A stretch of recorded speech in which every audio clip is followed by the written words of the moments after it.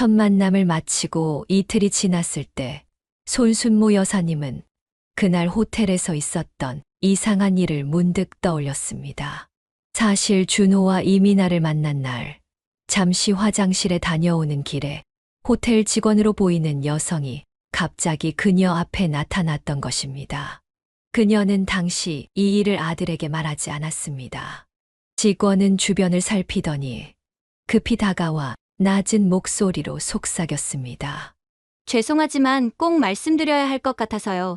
두 분 관계는 지금 당장 끊으셔야 합니다. 저 여자분과는 절대 엮이지 마세요. 손순모 여사님은 너무 놀라 입을 다물지 못했습니다. 그녀의 심장이 빠르게 뛰기 시작했습니다. 무슨 말씀이신지 제가 잘 이해를 못하겠는데요. 그녀가 정신을 차리고 되물었지만 직원은 고개를 살짝 숙이기만 했습니다. 지금은 더 자세히 말씀드릴 수가 없어요. 근무 중이라서 다만 아드님을 위해서라도 제 말을 기억해 주세요. 당시 그녀는 이 이상한 만남이 너무 당황스러워 차마 식사 자리에서 꺼내지 못했습니다. 사연을 듣고 난 후 각자의 의견을 댓글로 남겨주시기 바랍니다. 사소한 댓글이라도 사연자분에게 큰 힘이 될 수 있습니다. 각색될 수 있고 사연자분의 입장에서 구성될 수 있습니다.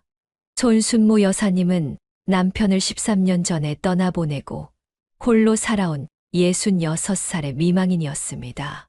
그녀는 남편이 갑작스럽게 세상을 떠난 후 외아들 하나를 제대로 키우겠다는 일념으로 삶의 고난을 이겨냈습니다. 안 해본 일 없이 꾸준히 일을 마다하지 않고 차곡차곡 모은 돈으로 지금은 건물 2채를 소유한 작지만 탄탄한 자산가가 되었습니다. 그녀에게는 원도 한도 없었지만 단 하나 바람이 있다면 애지중지 키워낸 아들 준호가 좋은 짝을 만나 행복한 가정을 이루는 것이었습니다. 어느 따뜻한 봄날 준호는 어머니를 찾아와 얼굴을 붉히며 말을 꺼냈습니다. 엄마, 제가 소개하고 싶은 여자가 있어요. 손순모 여사님은 깜짝 놀라 아들을 바라봤습니다. 뭐, 너 만나는 사람이 있었던 거야? 도대체 언제부터 만난 건데? 아직 그렇게 된 건 아니에요. 근데 말이 잘 통해서 금방 가까워졌어요. 엄마도 만나보시면 마음에 쏙 들 거예요. 내일 호텔 레스토랑에 예약했으니까 시간 되시죠? 당연하지. 아무리 바쁜 일이 있어도 우리 아들이 처음으로 여자친구 소개한다는데 만사 제쳐두고 가야지. 다음 날 그녀는 오랜만에 미용실에 들러 머리도 손질하고 아끼던 정장을 꺼내 입었습니다. 설레는 마음으로 호텔 로비에 들어서자 이미 도착해 있던 준호가 옆에 선 여자를 소개했습니다. 엄마, 이쪽이 제 여자친구 미나예요. 인사드려요. 준호의 여자친구 이민아는 단정한 검은 원피스에 깔끔하게 묶은 머리가 인상적이었습니다. 눈웃음도 참 부드러웠습니다. 안녕하세요. 처음 뵙겠습니다. 이민아라고 합니다. 그녀의 말투는 나긋나긋하고 듣기 좋았습니다. 전체적으로 첫인상은 흠잡을 데가 없어 보였습니다. 손순모 여사님도 웃으며 인사했습니다. 만나서 반가워요. 듣던 대로 정말 예쁘구나. 대기업에 다닌다면서. 지성과 미모를 다 갖췄네. 그녀의 말에 이민아는 살짝 웃으며 얼굴을 붉혔습니다. 아이고, 과찬이세요. 오히려 어머님이 정말 젊어 보이세요. 준호 오빠가 어머님 자랑을 정말 많이 했거든요. 어머, 말도 예쁘게 하네. 그녀는 미소를 지으며 대화를 이어갔습니다. 고급 호텔이라 그런지 차도 맛있고 분위기도 좋았습니다. 손순모 여사님은 한눈에 봐도 잘 어울리는 아들과 이민아를 보며 기분이 좋아졌습니다. 식사를 하는 내내 이민아는 자신의 직장 생활과 취미에 대해 차분하게 이야기했습니다. 준호와는 독서 모임에서 우연히 만났다며 처음부터 많은 공통점을 발견했다고 했습니다. 그녀는 또한 주말마다 요양원에 계신 아버지를 찾아뵙는다고 말했습니다.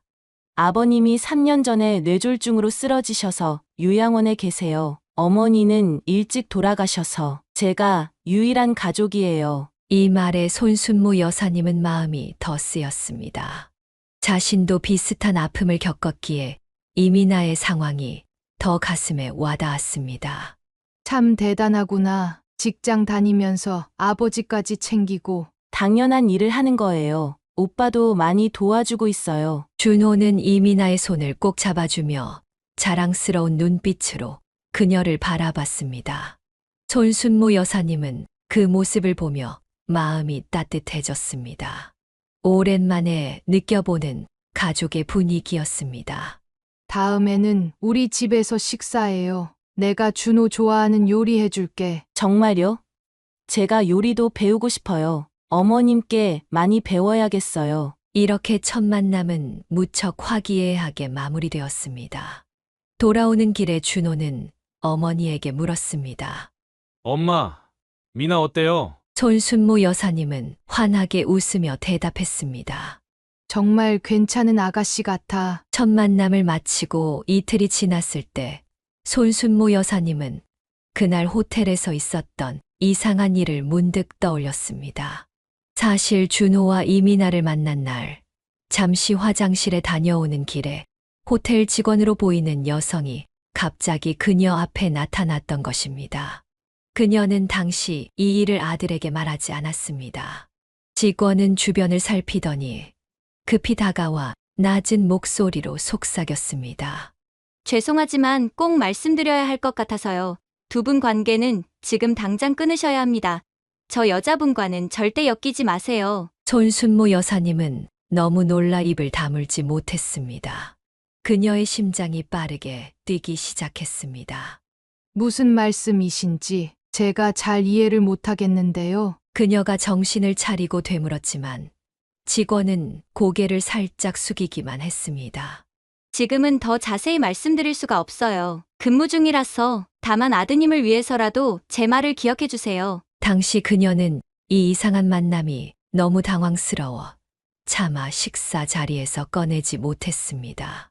그리고 이민아가 너무 좋은 첫인상을 주었기에 그 경고를 무시하려 했습니다. 하지만 이틀이 지난 지금도 그 여직원의 말이 자꾸 머릿속을 맴돌았습니다. 도대체 왜 그런 말을 했을까? 이민아에게 무슨 문제가 있는 걸까? 그녀는 침대에 누워 천장을 바라보며 오늘 있었던 일을 곰곰이 생각했습니다. 겉으로 보기에 이민아는 정말 완벽했습니다. 준호도 그녀를 진심으로 좋아하는 것 같았습니다. 그런데 왜 호텔 직원은 그런 경고를 했을까요? 그렇게 며칠이 지났습니다. 손순모 여사님은 그날의 일을 점차 잊으려 했습니다. 어쩌면 정말 직원의 실수였을지도 모른다고 생각했습니다. 그러던 어느 날 갑자기 휴대폰으로 문자가 왔습니다. 어머님, 안녕하세요. 스파 이용권이 생겼는데 함께 가는 건 어떨까요? 준호 오빠 없이 둘이서 시간 보내면 더 친해질 수 있을 것 같아요. 손순모 여사님은 문자를 보고 잠시 망설였습니다. 하지만 이민아의 진짜 모습을 알아볼 좋은 기회라고 생각했습니다. 호텔 직원의 경고가 사실인지 확인할 수 있을지도 모르겠다는 생각이 들었습니다. 그럼 좋지. 언제가 괜찮을까? 이틀 후 그녀는 강남의 한 고급 스파 앞에서 이민아를 만났습니다. 이민아는 그녀를 보자마자 환하게 웃으며 달려왔습니다.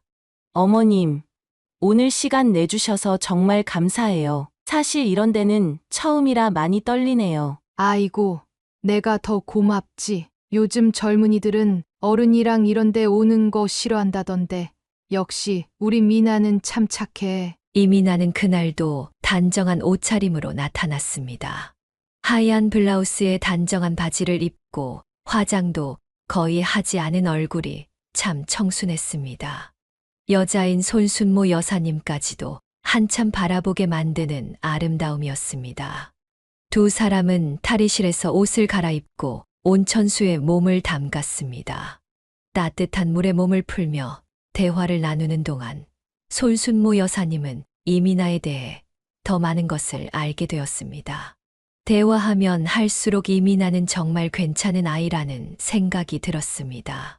그녀는 호텔 직원의 경고가 정말 실수였을지도 모른다고 생각하기 시작했습니다. 스파에서의 시간은 생각보다 즐거웠습니다.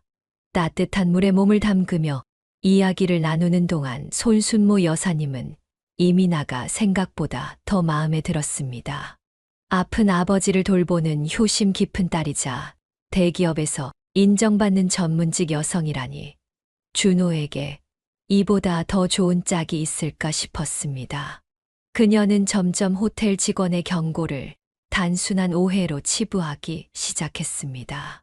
미나야, 아버님은 어떤 병으로 요양원에 계시니? 뇌졸중 후유증이에요. 처음에는 반신불수셨는데 지금은 많이 좋아지셨어요. 주말마다 찾아뵙는데 이제는 저를 알아보세요. 그래.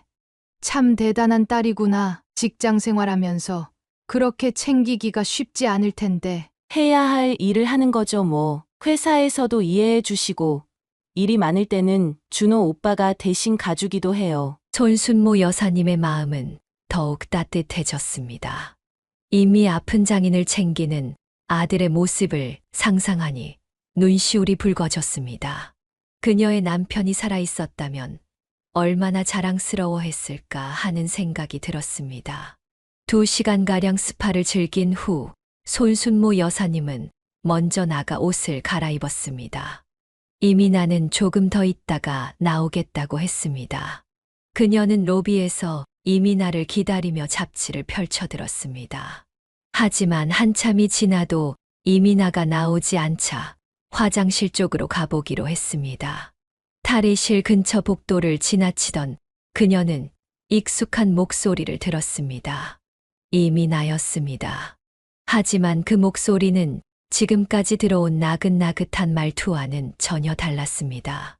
내가 몇 번이나 말했어. 이제 그만 좀 집착하라고. 자꾸 이러면 진짜 경찰에 신고할 거야. 이민아의 목소리는 날카롭고 차가웠습니다. 손순모 여사님은 깜짝 놀라 발걸음을 멈췄습니다. 그건 내 착각이야. 내가 언제 너한테 그런 식으로 말했어?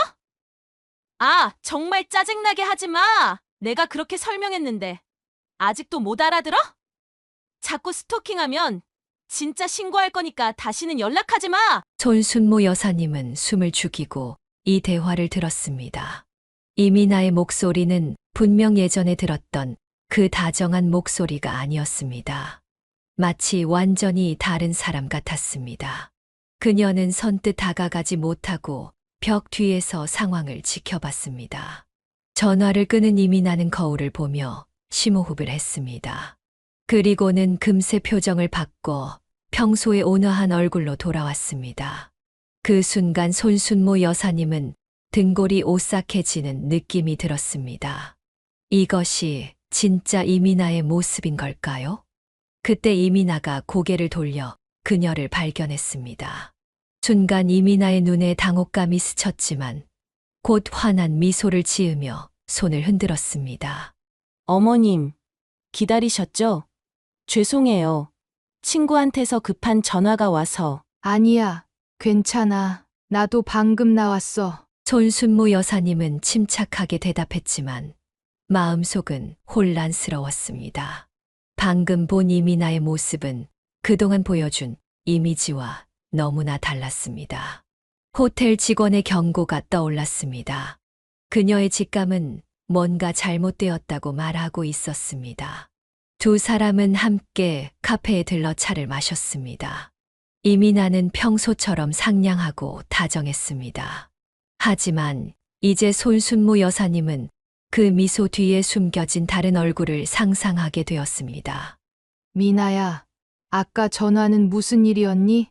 목소리가 많이 달라 보이던데. 이민아는 잠시 당황한 기색을 보이더니 곧 미소를 지었습니다.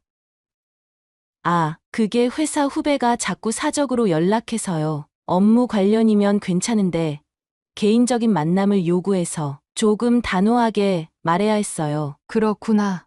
요즘 직장 내 문제가 많긴 하지. 손순모 여사님은 고개를 끄덕였지만 이민아의 설명이 완전히 납득되지는 않았습니다. 그녀가 들은 대화는 단순한 업무 거절보다는 훨씬 더 격앙된 감정이 담겨 있었습니다. 집으로 돌아오는 길, 손순모 여사님의 마음은 복잡했습니다. 겉으로는 완벽해 보이는 이민아에게 숨겨진 면이 있다는 사실이 그녀를 불안하게 만들었습니다. 이런 의심을 아들에게 말해야 할까요? 아니면 더 지켜봐야 할까요? 그날 밤, 그녀는 쉽게 잠들지 못했습니다. 스파에서 보았던 이민아의 두 얼굴이 계속 머릿속을 맴돌았습니다. 웃는 얼굴의 이민아와 차갑게 전화하던 이민아. 어느 쪽이 진짜일까요? 호텔 직원이 경고한 이유가 이것이었을까요? 내가 너무 예민한 걸까? 사람이라면 다 여러 면이 있는 거 아닐까? 하지만 그녀의 모성 본능은 계속해서 경고음을 울렸습니다. 사랑에 빠진 아들은 이민아의 이런 면을 보지 못할 것입니다. 하지만 어머니로서 그녀는 준호가 상처받지 않길 바랐습니다. 그래서 이민아에 대해 좀 더 알아보기로 결심했습니다. 준호를 위해서라도 미나가 정말 어떤 사람인지 확실히 알아야겠어. 이민아에 대한 의심을 떨칠 수 없었던 손순모 여사님은 결국 행동에 나서기로 했습니다. 그녀는 오랫동안 친하게 지내온 이웃 김선자 씨에게 조심스럽게 연락을 취했습니다. 선자야, 혹시 시간 있니? 내가 좀 물어볼 게 있어서. 김선자 씨의 집에서 차를 마시며 그녀는 자신의 걱정을 털어놓았습니다. 물론 모든 세부 사항을 공개하지는 않았지만 아들의 여자친구에 대해 뭔가 석연치 않은 점이 있다는 정도로 상황을 설명했습니다. 그래서 말인데 내 사촌이 사설 탐정 일을 한다고 했었지? 혹시 연락처 좀 알 수 있을까? 김선자 씨는 깜짝 놀란 표정으로 그녀를 바라봤습니다. 세상에 무슨 일이 있는 거야? 준호에게 무슨 문제라도 생긴 거니? 아니, 그런 건 아니야. 그냥 확인하고 싶은 게 있어서 그래. 자세한 얘기는 나중에 해줄게. 김선자 씨는 의아해하면서도 사촌의 연락처를 알려주었습니다. 다음 날 손순모 여사님은 그 번호로 전화를 걸었습니다. 박 형사라는 이름의 탐정은 차분한 목소리로 그녀의 이야기를 들었습니다. 아드님 여자친구에 대해 알아보고 싶으시다고요? 어떤 정보가 필요하신가요? 일상생활이요. 정말 그 아이가 말한 대로 대기업에 다니는지, 아버지를 돌보는지, 그런 것들이요. 뭔가 이상한 느낌이 들어서요. 박 형사는 업무 방식과 비용에 대해 설명했고, 손순모 여사님은 조사를 의뢰했습니다. 그리고 불안한 마음으로 결과를 기다렸습니다. 며칠 후, 박 형사가 약속된 시간에 그녀의 집을 방문했습니다. 그의 표정은 심각했습니다. 손순모 여사님은 그 표정만 보고도 뭔가 좋지 않은 소식이 있다는 것을 직감했습니다. 우선 이 사진들을 보시죠. 박 형사가 건넨 봉투에서 꺼낸 사진들을 보는 순간 그녀는 숨이 막혔습니다. 사진 속에는 이민아로 보이는 여성이 찍혀 있었지만 그녀가 알던 단정한 모습과는 완전히 달랐습니다. 화려한 화장의 짧은 미니스커트, 노출이 심한 상의를 입고 있었습니다. 그리고 그녀는 강남의 유명한 룸살롱으로 들어가고 있었습니다. 이게 정말 미나 맞나요? 손순모 여사님의 손이 떨렸습니다. 박 형사는 고개를 끄덕였습니다. 네, 맞습니다. 더 놀라운 사실은 이민아 씨가 단순히 그곳에서 일하는 게 아니라 그 업소의 실장이라는 점입니다. 이 바닥에서는 꽤 유명인물이더군요. 다른 사진들도 비슷한 장면이었습니다. 짙은 화장을 한 이민아가 남자 손님들과 어울려 술을 마시는 모습. 어떤 사진에는 모텔로 들어가는 장면도 있었습니다. 대기업 마케팅팀은요? 아버지는요? 박 형사는 무거운 한숨을 내쉬었습니다. 전부 거짓말입니다. 그녀는 대학도 나오지 않았어요. 지역 전문대를 중퇴했고 몇 년 전부터 유흥업소에서 일해왔습니다. 아버지는 죄송하지만 3년 전에 이미 돌아가셨어요. 요양원에 계신다는 건 완전한 허구입니다. 손순모 여사님은 마치 벼락을 맞은 것 같았습니다. 이민아가 그토록 완벽하게 연기했다니 믿기지 않았습니다. 그럼 준호에게 왜 접근한 거죠? 아마도 아드님의 재력 때문일 겁니다. 이민아 씨는 이전에도 비슷한 패턴을 보였어요. 재력 있는 남자들에게 접근해서 돈을 뜯어내는 수법이 있습니다. 특히 미혼 남성들에게는 결혼을 빌미로 큰 돈을 요구하는 경우가 많았어요. 손순모 여사님은 탐정이 준비한 조사 보고서를 천천히 훑어봤습니다. 그곳에는 이민아의 과거 행적이 상세히 기록되어 있었습니다. 여러 남자들과의 관계, 금전적 요구, 심지어 사기 혐의로 고소된 적도 있었지만 합의로 무마된 사건까지 있었습니다.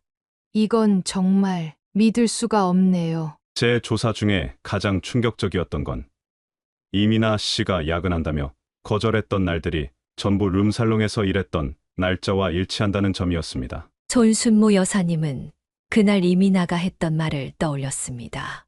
새로 시작한 프로젝트 때문에 당분간 계속 야근해야 할 것 같아요. 그 말이 새삼스라린 거짓으로 다가왔습니다. 어떻게 해야 할까요? 아드님께 사실을 알리는 게 좋을 것 같습니다. 하지만 조심스럽게 접근하셔야 해요. 이미 감정이 많이 개입되어 있다면 처음에는 사실을 받아들이지 못할 수도 있습니다.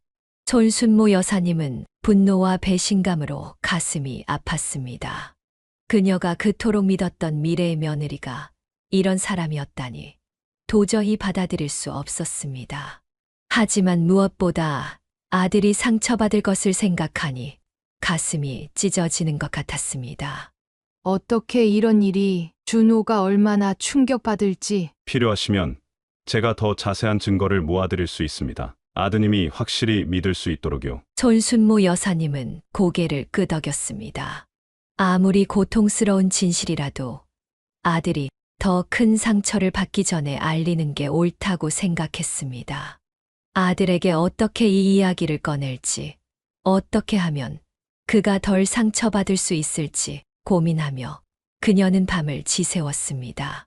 진실을 알게 된 손순모 여사님은 며칠 동안 어떻게 아들에게 이 사실을 전할지 고민했습니다. 그녀는 밤마다 잠을 설치며 가장 좋은 방법을 찾으려 애썼습니다. 너무 직설적으로 말하면 준호가 충격받을 것이고, 너무 돌려 말하면 사실을 제대로 전달하지 못할 것 같았습니다. 결국 그녀는 저녁 식사를 함께하며 조심스럽게 이야기를 꺼내기로 했습니다. 그날 저녁 손순모 여사님은 준호가 좋아하는 음식들을 정성껏 준비했습니다. 퇴근하고 돌아온 준호는 풍성한 식탁을 보고 의아해했습니다. 와, 오늘 무슨 특별한 날이에요?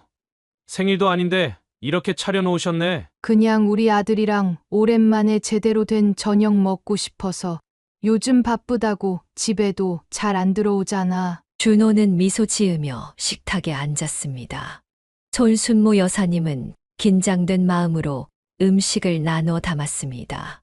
대화는 일상적인 주제로 시작되었습니다. 준호의 회사 이야기, 동네 소식 등을 나누다가 그녀는 서서히 화제를 돌렸습니다. 준호야, 미나 요즘 어때? 바쁘다고 하던데. 네, 요즘 새 프로젝트 들어와서 매일 야근한대요. 주말에도 회사 나가고 너무 고생해서 걱정이에요. 손순모 여사님은 가슴이 아팠습니다. 아들이 믿고 있는 그 야근이 실제로는 어떤 일인지를 생각하니 말문이 막혔습니다. 하지만 아들을 위해서 진실을 말해야 한다는 생각에 용기를 냈습니다. 준호야, 사실 엄마가 미나에 대해 좀 알아봤어. 준호의 표정이 순간 굳어졌습니다. 무슨 말씀이세요? 알아보다니요, 뭐려? 미나가 사실은 대기업에 다니지 않아. 그리고 아버지도 요양원에 계시지 않고. 준호는 젓가락을 내려놓고 어머니를 빤히 쳐다봤습니다. 그의 눈에는 혼란과 불신이 가득했습니다. 엄마, 무슨 소리예요? 갑자기 왜 이러세요? 손순모 여사님은 깊은 숨을 들이마시고 탐정으로부터 받은 자료가 든 봉투를 꺼냈습니다. 이건 사실이야. 엄마가 너무 걱정돼서 전문가에게 좀 알아봤어. 미나는 대기업 직원이 아니라 유흥업소 실장이야. 그 야근이라는 건 사실 술집에서 일하는 시간이었던 거지. 준호의 얼굴이 창백해졌습니다. 그는 말없이 봉투를 받아 안에 있는 사진들을 꺼냈습니다. 짙은 화장과 화려한 의상을 한 이민아의 모습, 남자들과 어울려 있는 모습, 모텔로 들어가는 모습이 담긴 사진들을 본 준호의 손이 떨리기 시작했습니다. 이건 조작된 거예요. 누가 이런 짓을 한 거죠? 미나를 음해하려는 사람이 있나 봐요. 손순모 여사님은 아들의 부정하는 모습에 가슴이 아팠습니다. 하지만 그녀는 계속해서 진실을 말해야 했습니다. 준호야, 이건 사실이야. 탐정이 며칠간 조사한 결과야. 미나의 아버지는 3년 전에 이미 돌아가셨어. 요양원에 계신다는 건 다 거짓말이었어. 대학도 중퇴했고 말했던 대기업 같은 건 애초에 존재하지도 않았어. 준호는 고개를 세차게 저었습니다. 그의 눈에 눈물이 고였습니다. 아니에요. 미나한테 무슨 사정이 있었을 거예요. 이건 다 오해일 거예요. 내가 직접 물어볼게요. 준호야, 냉정하게 생각해봐. 내가 집을 사려고 모아둔 돈, 미나에게 말한 적 있지?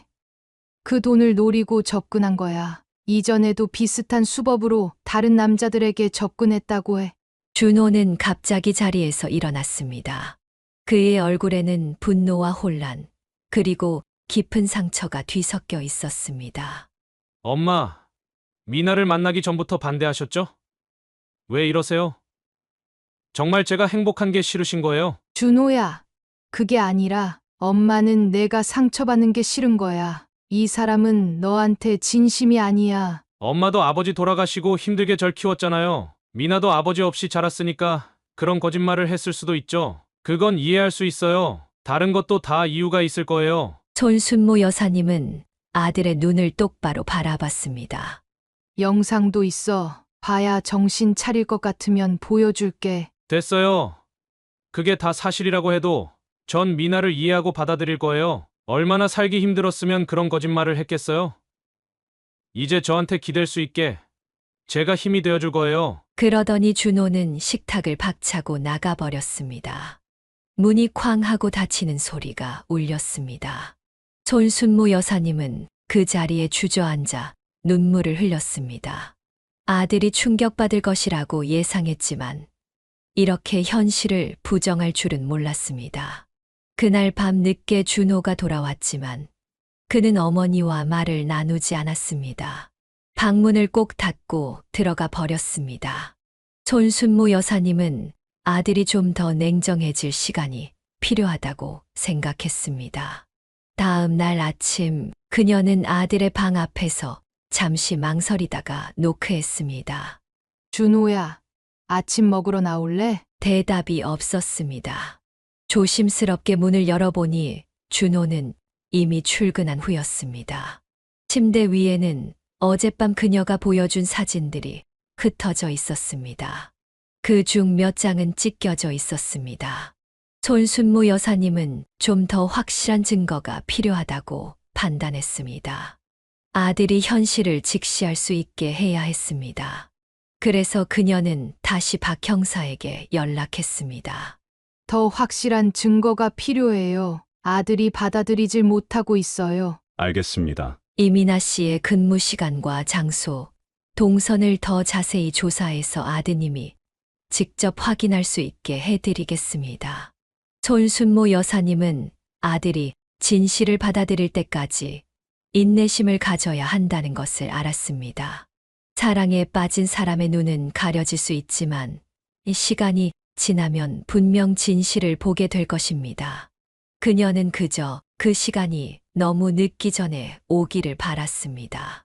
며칠 후 손순모 여사님은 박 형사로부터 또 다른 연락을 받았습니다. 박 형사의 목소리에는 평소와 다른 긴박함이 묻어 있었습니다.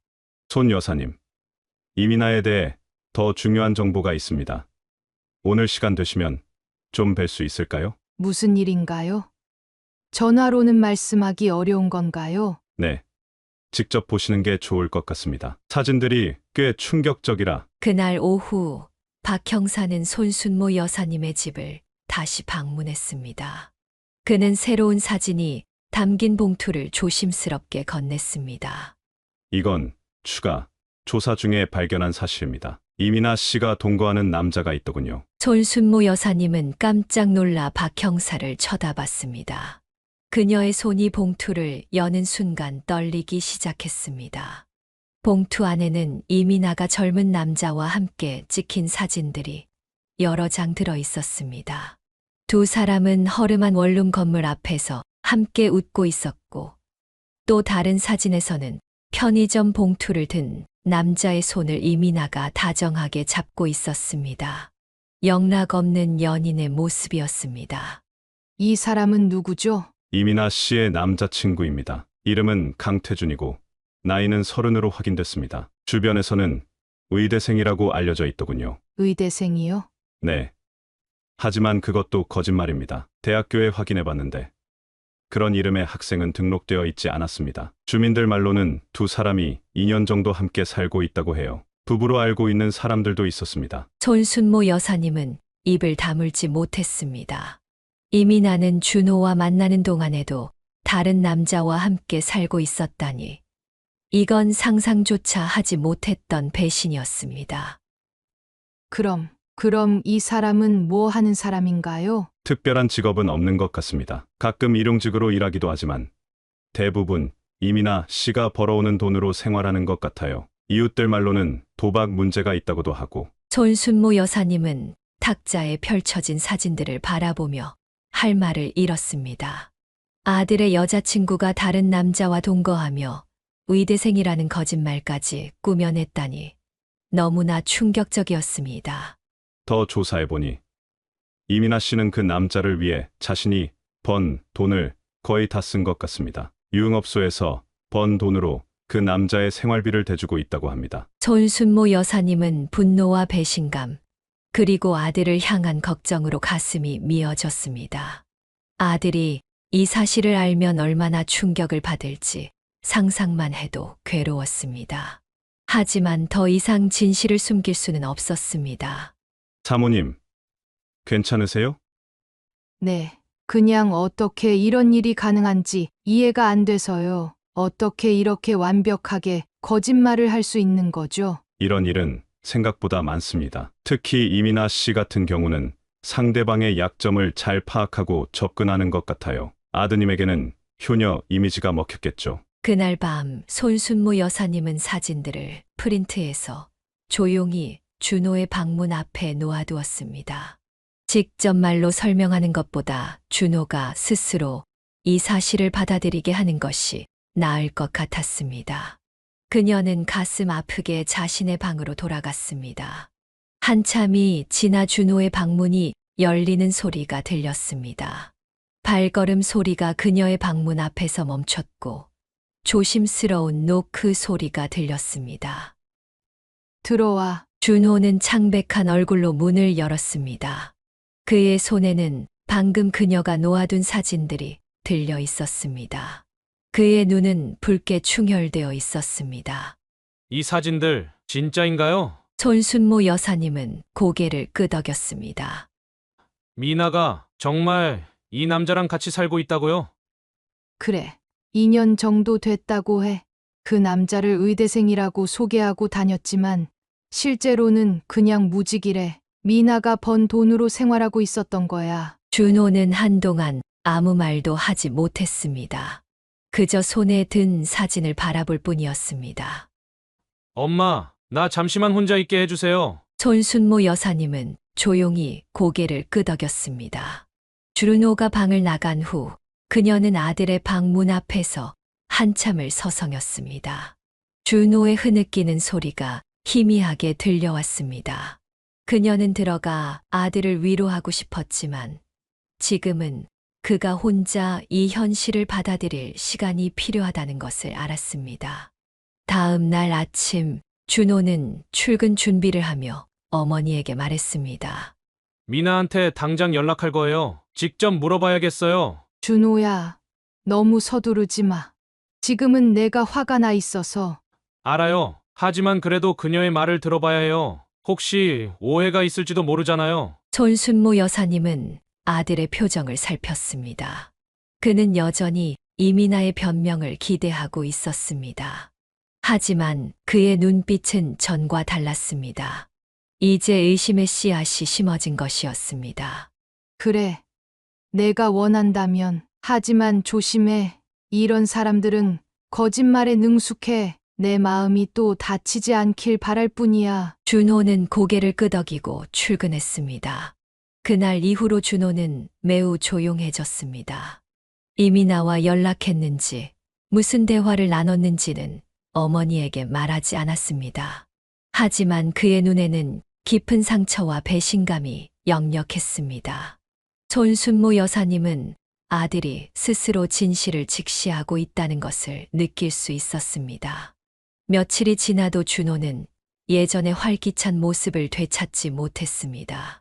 그는 말수가 줄고 무기력한 상태로 출근과 퇴근만 반복했습니다. 손순모 여사님은 아들의 상태가 계속 악화되는 것을 지켜보며 마음이 아팠습니다. 아무리 기다려도 준호가 스스로 문제를 해결하는 것 같지 않자 그녀는 직접 행동에 나서기로 결심했습니다. 손순모 여사님은 탐정에게서 받은 이민아의 주소를 확인했습니다. 허름한 원룸 건물이었습니다. 그녀는 가방에 증거 사진들을 넣고 택시를 불렀습니다. 긴장된 마음으로 주소지에 도착한 그녀는 잠시 건물 앞에서 망설였습니다. 정말 이런 식으로 해결하는 것이 맞는지 의문이 들었지만 아들의 무너진 모습을 더 이상 볼 수 없었습니다. 건물 입구에서 호출기로 이민아의 방을 찾아 눌렀습니다. 잠시 후 스피커에서 이민아의 목소리가 들렸습니다. 누구세요? 미나야, 나야. 잠시 침묵이 흘렀습니다. 그리고 호출기에서 문이 열리는 소리가 들렸습니다. 손순모 여사님은 심호흡을 한 후 건물로 들어갔습니다. 3층에 위치한 이민아의 방 앞에 도착하자 문이 살짝 열려 있었습니다. 그녀는 문을 두드리고 기다렸습니다. 문이 활짝 열리고 이민아가 나타났습니다. 그녀는 평소와 다르게 화장기 없는 얼굴에 간단한 티셔츠와 반바지 차림이었습니다. 그녀의 표정에는 당혹감과 불안이 묻어났습니다. 어머님, 갑자기 어쩐 일이세요? 준호 오빠는 같이 안 오셨어요? 내가 너랑 할 얘기가 있어서 왔어. 이민아는 잠시 머뭇거리다가 문을 더 활짝 열어 손순모 여사님을 안으로 들였습니다. 작은 원룸 안은 생각보다 정리가 잘 되어 있었지만 남성용 물건들이 곳곳에 보였습니다. 운동화, 남성용 옷, 면도기 등이 눈에 띄었습니다. 앉으세요, 어머님. 차라도 한 잔 드릴까요? 됐어. 얘기만 하고 갈 거니까. 손순모 여사님은 가방에서 사진들을 꺼내 테이블 위에 펼쳐놓았습니다. 이민아의 얼굴이 순간 굳어졌습니다. 이게 다 뭐야? 내가 어떤 사람인지 보여주는 증거들이지. 룸살롱 실장이면서 대기업 직원 행세를 하고 아픈 아버지는 이미 돌아가셨는데도 간병한다고 거짓말하고 그리고 이 남자는 누구니? 함께 살고 있는 사람이지? 이민아는 한동안 말을 잇지 못했습니다. 그녀의 눈이 흔들렸고 입술이 경련하듯 떨렸습니다. 하지만 이내 그녀는 목소리를 가다듬었습니다. 어머님, 제 얘기 좀 들어보세요. 이건 다 오해예요. 이 사진들은 오해? 뭐가 오해라는 거니? 여기 내가 룸살롱에서 일하는 모습, 남자들과 어울리는 모습, 모텔 드나드는 모습이 다 찍혀 있는데, 그건 제가 어쩔 수 없이 그리고 이 남자는 누구지? 의대생이라고 소개하고 다녔다면서? 우리 준호한테는 왜 이런 중요한 사실을 숨겼어? 이민아의 눈에 눈물이 고였습니다. 그녀는 잠시 고개를 숙이더니 갑자기 손순모 여사님의 손을 잡으려 했습니다. 어머님, 정말 오해예요. 제 상황이 복잡해서 설명드릴게요. 이 남자는 제 오빠예요. 같이 살고 있긴 하지만 연인 관계가 아니에요. 손순모 여사님은 차갑게 손을 뿌리쳤습니다. 거짓말은 이제 그만해. 탐정이 다 조사했어. 너희가 2년째 연인 관계로 동거 중이라는 것도 알아. 그리고 내가 번 돈으로 그 남자 생활비를 대주고 있다는 것도. 이민아의 표정이 순식간에 변했습니다. 애원하는 얼굴에서 냉정한 표정으로 바뀌었습니다. 그녀의 목소리도 평소의 나긋나긋한 톤에서 날카로운 음색으로 변했습니다. 그래서요? 그게 왜 문제가 되죠? 제 사생활인데! 사생활? 내 아들과 결혼할 생각으로 만나는 사이에 다른 남자와 동거하는 게 사생활이라고? 결혼이요? 준호 오빠랑 저는 아직 결혼 얘기 안 했어요. 그리고 전 제 방식대로 살 권리가 있어요. 손순모 여사님은 분노로 몸을 떨었습니다. 이민아의 진짜 모습이 드러나자 더욱 화가 났습니다. 넌 처음부터 우리 준호를 이용하려고 했던 거지? 재산을 노리고 접근한 거잖아. 이민아는 비웃듯 웃었습니다. 그건 어머님 생각이죠? 저랑 준호 오빠는 서로 좋아해서 만난 거예요. 손순모 여사님은 가방에서 다른 봉투를 꺼내 이민아의 얼굴에 던졌습니다. 봉투 안에는 이민아가 다른 남자들을 만나는 추가 사진들과 과거 사기 행각에 대한 기록들이 들어 있었습니다. 양심이라곤 눈곱만큼도 없는 인간아. 다시는 내 아들 앞에 얼쩡거리지 마. 알겠어. 또 우리 앞에 나타났다가는 이 모든 증거를 경찰에 넘길 테니까. 이민아의 얼굴이 창백해졌습니다. 그녀는 바닥에 흩어진 자료들을 주워 살펴보더니 입술을 깨물었습니다. 어머님, 제 얘기 좀 들어보세요. 제가 설명할게요. 더 이상 듣고 싶은 말 없어. 나가자. 손순모 여사님은 일어나 문 쪽으로 향했습니다. 이민아가 그녀의 팔을 잡았지만 그녀는 강하게 뿌리쳤습니다. 다시 한번 우리 준호한테 연락하면 이 증거들 모두 경찰에 넘길 거야. 그리고 내가 일하는 곳에도 알릴 거고 내 인생이 어떻게 될지 생각해봐. 그녀는 이민아의 방을 나와 빠르게 건물을 빠져나왔습니다. 밖으로 나오자 그녀는 깊은 숨을 들이마셨습니다. 가슴 속에서 끓어오르던 분노가 조금씩 가라앉았습니다. 이제 이 모든 악연이 끝난 것 같았습니다. 준호에게도 이 사실을 알리고 새로운 시작을 준비해야겠다고 생각했습니다. 하지만 그녀는 이 일이 끝이 아니라 더 큰 문제의 시작이 될 줄은 전혀 예상하지 못했습니다. 집으로 돌아가는 택시 안에서 그녀는 창밖을 바라보며 한숨을 내쉬었습니다. 비가 내리기 시작했고 그녀의 마음에도 불안한 먹구름이 드리워지는 것 같았습니다. 미나와의 대면 이후 손순모 여사님은 아들에게 모든 진실을 털어놓았습니다. 준호는 처음에는 분노했고 믿기 어려워했지만 점차 현실을 받아들이는 것 같았습니다. 일주일 정도가 지나자 준호는 어머니에게 조용히 말했습니다. 엄마, 저 며칠 동안 여행 좀 다녀올게요. 손순모 여사님은 걱정스러운 눈빛으로 아들을 바라봤습니다. 준호의 얼굴은 피곤해 보였고 눈가에는 깊은 그림자가 드리워져 있었습니다. 그녀는 아들이 마음의 상처를 치유하기 위한 시간이 필요하다고 생각했습니다. 어디 가는데? 강원도 쪽이요. 친구 별장에 좀 머물면서 생각 정리하려고요. 회사에도 휴가 신청했어요. 그래.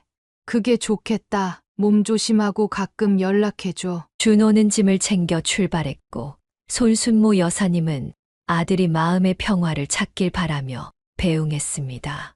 준호는 첫날 저녁에 잘 도착했다는 문자를 보냈고 다음 날 아침에도 간단한 메시지를 보냈습니다. 하지만 그 후로는 연락이 완전히 끊겼습니다. 처음에는 아들이 혼자만의 시간을 갖고 싶어서 연락을 하지 않는 것이라 생각했습니다. 하지만 사흘이 지나도 연락이 없자 손순모 여사님은 불안해지기 시작했습니다.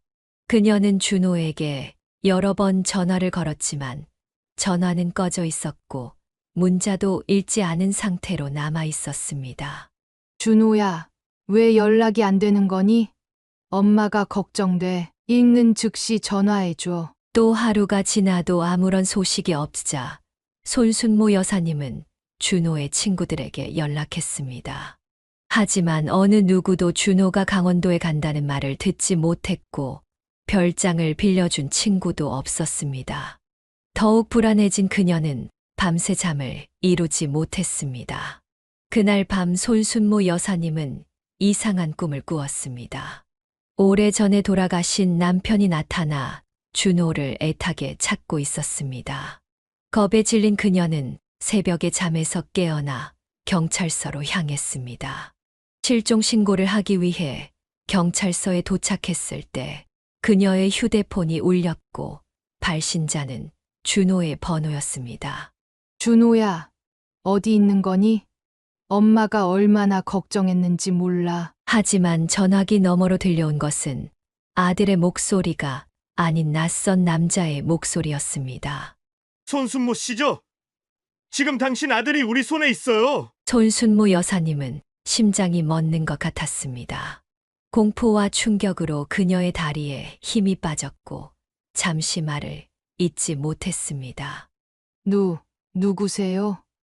우리 아들 어디 있어요? 긴 말 필요 없고 내일까지 3억 준비해서 우리가 말하는 장소로 가져오면 아들 풀어줄게. 경찰에 신고하면 아들 못 볼 줄 알아. 그 목소리는 차갑고 비인간적이었지만 손순모 여사님은 그 목소리가 어딘가 익숙하다고 느꼈습니다. 잠시 후 그녀는 그 목소리의 주인공이 누구인지 깨달았습니다. 미나의 동거남 강태준이었습니다. 탐정의 보고서에서 본 사진 속 그 남자가 준호를 납치한 것입니다. 당신, 강태준이죠? 미나의 남자친구, 어떻게 이럴 수 있어요? 우리 아들을 당장 풀어줘요. 전화 너머로 잠시 침묵이 흘렀습니다. 아마도 그는 자신의 신원이 밝혀진 것에 놀란 것 같았습니다.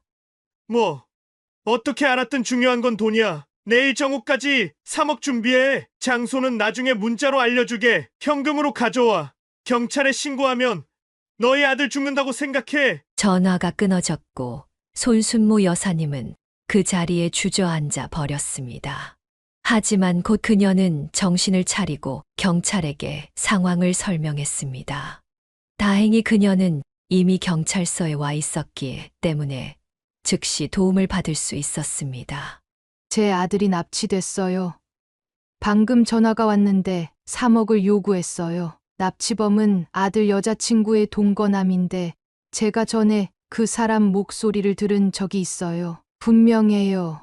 경찰은 즉시 특수범죄팀을 소집했고 손순모 여사님의 진술을 들었습니다.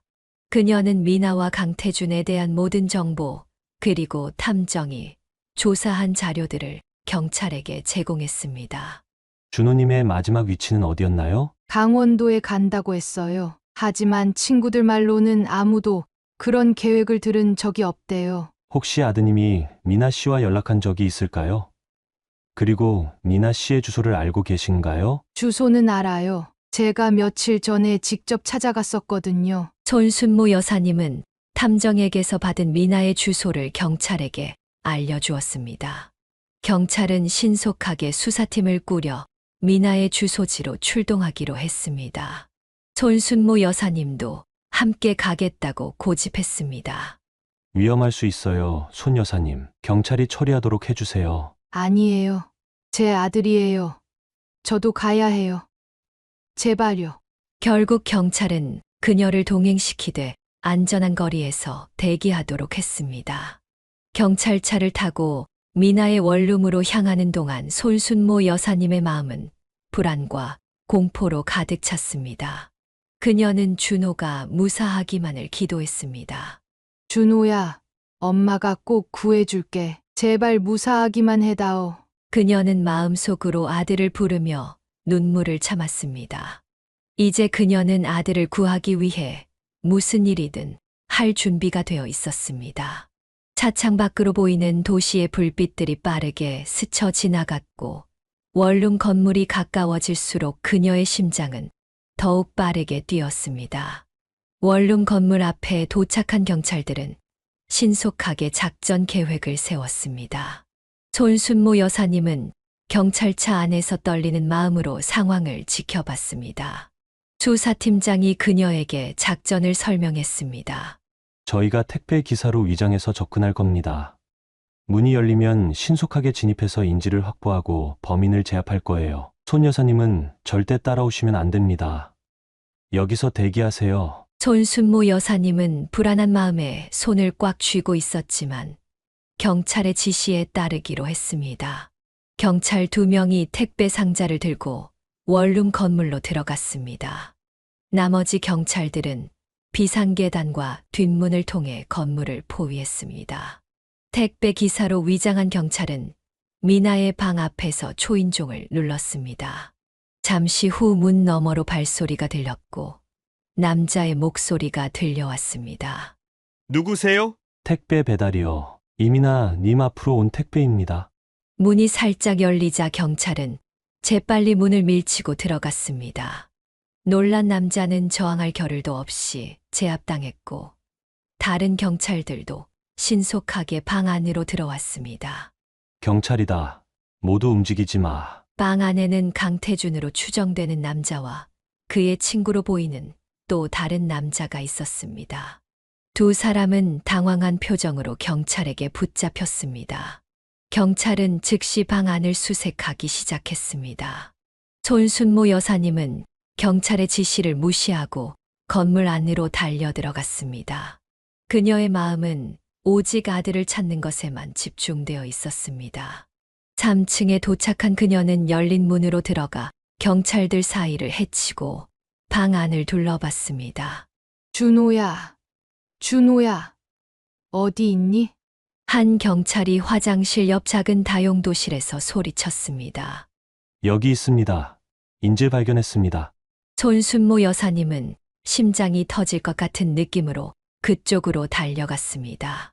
좁은 다용도실에서 준호가 발견됐습니다. 그는 손과 발이 묶인 채 바닥에 앉아 있었고 입에는 테이프가 붙어 있었습니다. 그의 얼굴은 피곤하고 지쳐 보였지만 다행히 큰 상처는 없어 보였습니다. 준호야, 손순모 여사님은 아들에게 달려가 그를 꼭 껴안았습니다. 경찰이 재빨리 준호의 손발을 풀어주고 입에 붙은 테이프를 조심스럽게 떼어냈습니다. 엄마 어떻게 알고 왔어요? 준호의 목소리는 쉬어 있었고 며칠 동안 제대로 먹지 못한 탓인지 얼굴이 헬쑥했습니다. 엄마가 그 사람 목소리를 알아봤어. 괜찮니? 많이 다쳤어? 괜찮아요. 그냥 좀 피곤하고 배고파요. 손순모 여사님은 눈물을 흘리며 아들의 얼굴을 쓰다듬었습니다.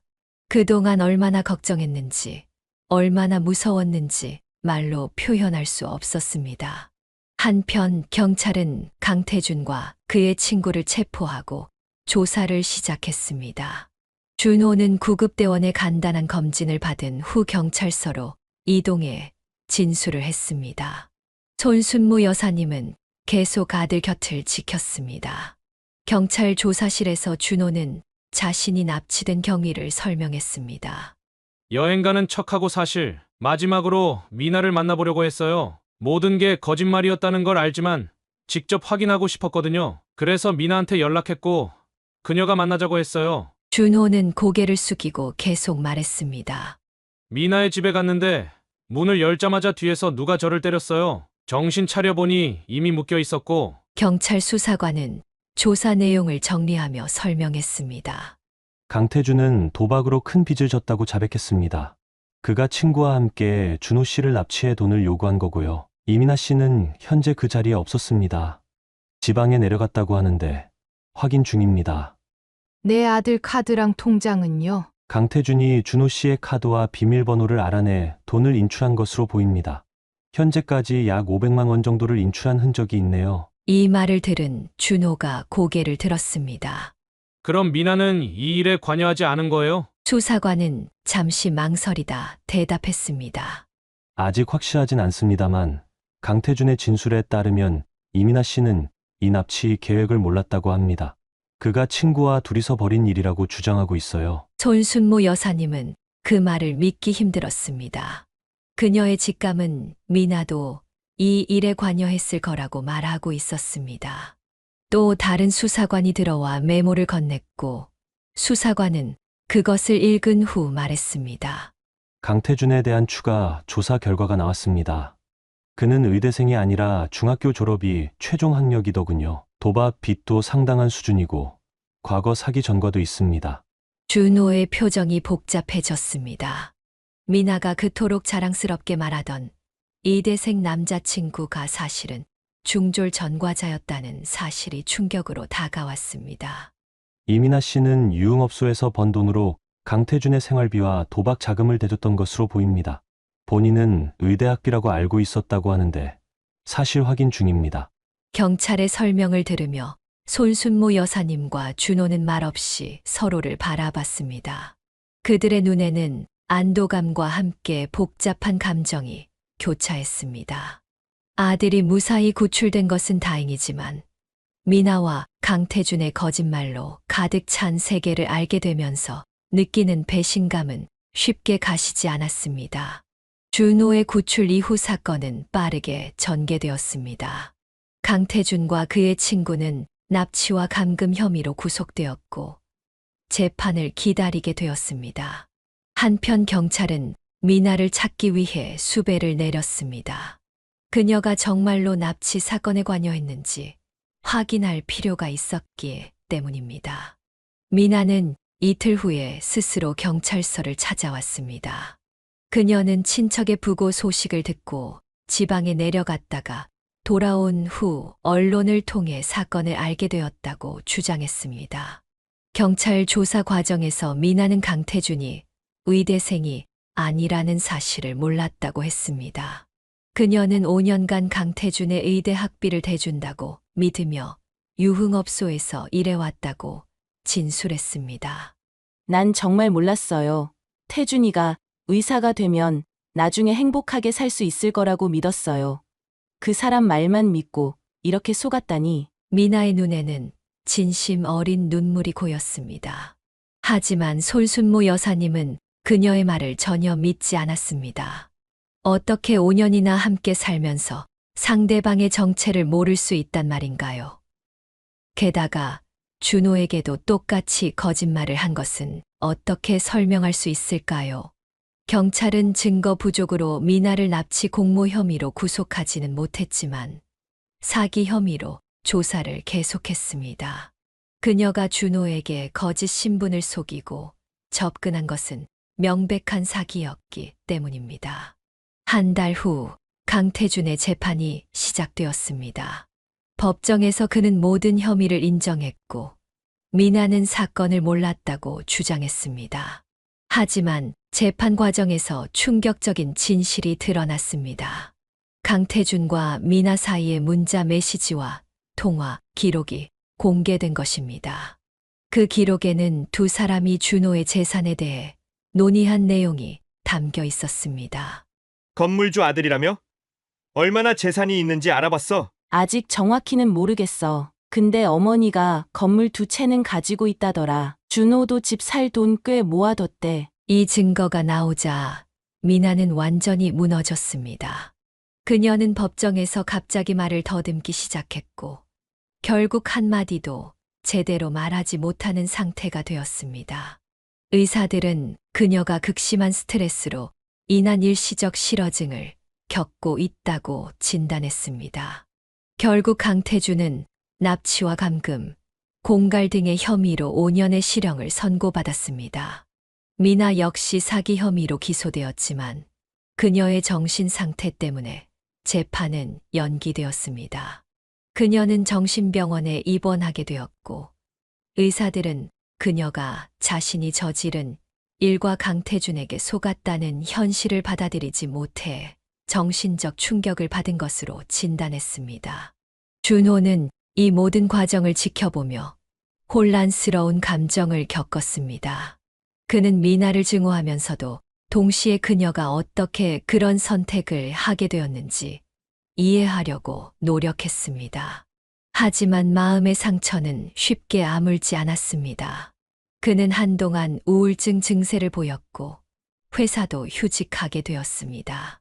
손순모 여사님은 아들의 회복을 위해 모든 노력을 기울였습니다. 그녀는 매일 아침 준호가 좋아하는 음식을 준비했고 주말에는 함께 산책을 나갔습니다. 시간이 지날수록 준호는 조금씩 밝아지기 시작했습니다. 엄마, 사실 저 미나를 정말 사랑했던 것 같아요. 그래서 더 아프네요. 그래. 엄마도 알아. 시간이 필요한 거야. 내가 다시 웃을 수 있을 때까지 엄마가 기다려줄게. 6개월 후 준호는 회사로 복귀했고 일상생활에 조금씩 적응해 갔습니다. 미나는 여전히 정신병원에 입원해 있었고 그녀의 실어증은 크게 나아지지 않았습니다. 의사들은 그녀가 심리적 충격으로 말을 잃은 것이며 회복에는 오랜 시간이 걸릴 수 있다고 했습니다. 그렇게 1년이라는 시간이 흘렀습니다. 준호는 이제 완전히 다른 사람이 되어 있었습니다. 그는 더 이상 순진하고 남을 쉽게 믿는 청년이 아니었습니다. 경계심이 생겼고 사람들을 판단하는 눈도 더 예리해졌습니다. 아픔을 겪으며 그는 더 단단해진 것입니다. 엄마, 이번에 회사에서 승진했어요. 정말 축하해. 내가 그동안 얼마나 열심히 일했는지 알아. 사실 미나 없었으면 이렇게 열심히 일하지 않았을 거예요. 이상하게 들릴지 모르지만 그 사건이 저를 더 강하게 만든 것 같아요. 손순모 여사님은 아들의 말에 담긴 의미를 이해했습니다. 때로는 상처가 우리를 더 강하게 만들기도 합니다. 준호는 그 아픔을 통해 성장했고 이제는 더 단단한 사람이 되었습니다. 그녀는 자신의 경험을 되돌아보며 많은 것을 배웠습니다. 의심이 들 때는 그 감정을 무시하지 말고 진실을 확인하는 것이 중요하다는 교훈을 얻었습니다. 호텔 직원의 경고를 처음 들었을 때 더 진지하게 받아들였다면 아들이 이런 상처를 받지 않았을지도 모릅니다. 준호야, 엄마가 그때 더 일찍 행동했다면 너는 그런 아픔을 겪지 않았을 텐데. 엄마, 그런 말씀 마세요. 엄마가 아니었으면 저는 지금도 미나의 거짓말에 속아 살고 있었을 거예요. 엄마가 저를 구해주신 거예요. 두 사람은 서로를 바라보며 미소 지었습니다. 아픔을 통해 그들의 관계는 더욱 깊어졌고, 이제 그들은 어떤 어려움도 함께 이겨낼 수 있다는 확신이 있었습니다. 손순모 여사님은 창밖을 바라보며 생각했습니다. 인생은 예측할 수 없는 일들로 가득하지만, 진실을 직시하고 사랑하는 사람들을 지키기 위해 용기를 내는 것이 얼마나 중요한지 깨달았습니다. 그녀의 마음속에는 이제 평화가 찾아왔습니다. 사연을 듣고 댓글을 남겨주시기 바랍니다. 사소한 의견일지라도 사연자분에게는 큰 힘이 됩니다. 노골적인 악성 댓글은 사연자분에게 상처가 될 수 있으니 삼가주시기 바랍니다.